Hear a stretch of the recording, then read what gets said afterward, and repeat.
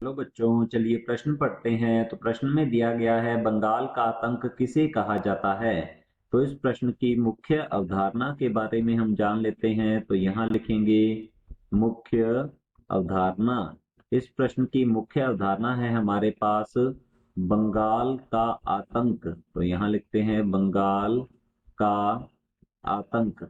बंगाल का आतंक जो है यह एक पादप है जिसका वानस्पतिक नाम है आइकोर्निया। तो इसे कहते हैं आइकोर्निया क्रेसिपीज। तो इसका वानस्पतिक नाम है ये आइकोर्निया क्रेसिपीज। इसे जल हाइसिंथ भी कहा जाता है। तो यहाँ लिखेंगे इसे जल हाइसिंथ के नाम से जाना जाता है। और यह एक प्रकार का हम कह सकते हैं जलीय खरपतवार होता है। तो यह है जलीय खरपतवार। जलीय खरपतवार होती है यह।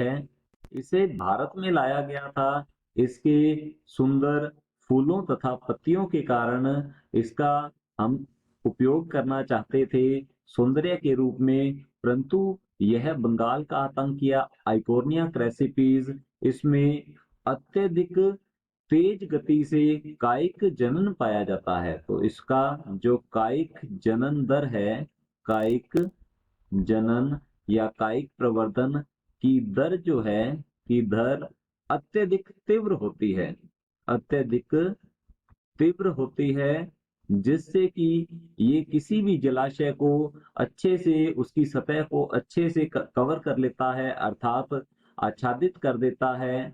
जब जल की ऊपरी सतह पर यह अच्छे से आ जाएगा, वहां पर एक हम कह सकते हैं कि आच्छादन कर देता है। तो बाहर की ऑक्सीजन उस जल के अंदर नहीं घुल पाती और जल में उपस्थित ऑक्सीजन जो है आइकोर्निया क्रेसिपिस के द्वारा उपयोग कर ली जाती है, जिससे कि जलीय जीवों की मृत्यु होना शुरू हो जाती है। और जिस भी जलाशय में ये होगा उसे प्रदूषित कर देता है और यह हमारे जल मार्गों को भी बंद करता है। तो हम यहाँ लिख सकते हैं यह जलाशयों को जलाशयों को प्रदूषित करता है। जलाशयों को प्रदूषित करता है।